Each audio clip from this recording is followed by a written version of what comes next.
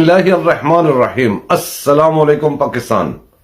Sir जी, हम बात शुरू करेंगे फौद डब्बू के बयान से। फौद डब्बू ने कहा कि हमें आजादी की तहरीक 1940 से शुरू करनी पड़ेगी। 1940 में क्या हुआ था? 1940 में कादियानियत आई थी, जो एक मजहब नया आया था, लेकिन वो अपने आप को क्लेम करते थे, मुसलमान आज तक क्लेम करते हैं। वो हमारे नबी को, हमारे कुरान को, हमारे हर चीज को कब्जा करके तो अपना नया सिस्टम उसमें ठोंसना चाह रहे, जो आज तक नहीं ठोंस सके। तो बात इस तरह चलती है कि मक्कारी, रियाकारी और ये सारी चीजें चलती चलती आप जरा गौर कीजिएगा कि वो जो मजहब था उसने अपना आजकल एक भगवान चुन लिया है। ये अच्छी बात है, रोजों की बरकत के साथ उन्होंने अपना एक भगवान चुन लिया है। वो भगवान जो कह दे वही ठीक है। अब उनकी रियाकारी मक्कारियां सारी देखें कि उसने आके लंगरखाने खोल दिए तो हम भिखारी नहीं बने। आज एक झूठे खत के ऊपर उन्होंने हमें भिखारी शुरू कर दिया है। पूरी दुनिया में देखें कि हमारे मुल्क के ऊपर एक हमला कर दिया गया है। वो हमला कैसे है कि हमें कहा जा रहा है कि जी आप लोग बिक गए हो, अब ये हो गया, बुला हो गया।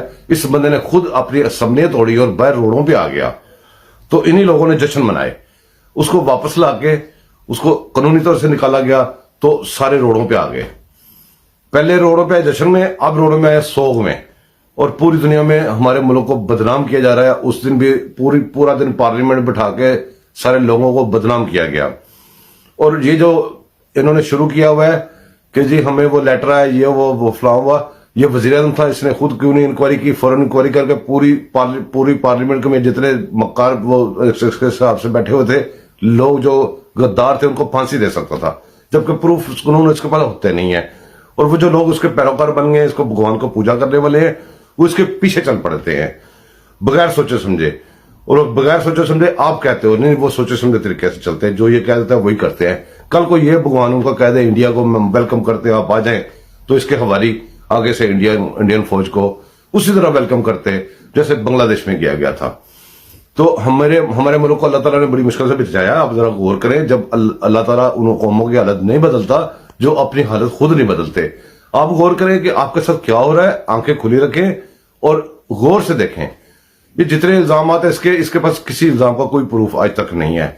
इसने लंगरखाने खोल के हमारी कौम को भिखारी बना दिया। इसने बेरोजगार करके कहा मैंने मैशत बेहतर कर दी है। आपके सामने एक एक चीज अल्लाह ताला आपको दिखा रहा है। अगर आप नहीं देखेंगे, आंखें नहीं खोलेंगे, तो आप अपनी तबाही के खुद जिम्मेदार होंगे। आपके सामने इसने हर बंदे को चोर चोर चोर डाकू डाकू कहा। आपके सामने इसने हर बंदे को चोर चोर चोर डाकू डाकू कहा। इसने ये जो नया फलसफा छोड़ा, ये पूरा हमारी पाक फौज के ऊपर अटैक है। पाक फौज को इसने बदनाम करने के लिए एक शोशा छोड़ा हुआ मीडिया में बड़ी मनज़्ज़म तरीके से। वो इसका लेटर का मतलब ये था कि अगर पाक फौज आके कहे कि जी ये लेटर गलत है तो फिर हम कहेंगे जी साथ मिल गए में। अगर वो मार्शल लगा दें, कहें जी इन्होंने उस वैसे नहीं कर सके, इस तरह मेरी हुकूमत छीन ली है, जैसे जो भी हो इनकी फेवर जाए।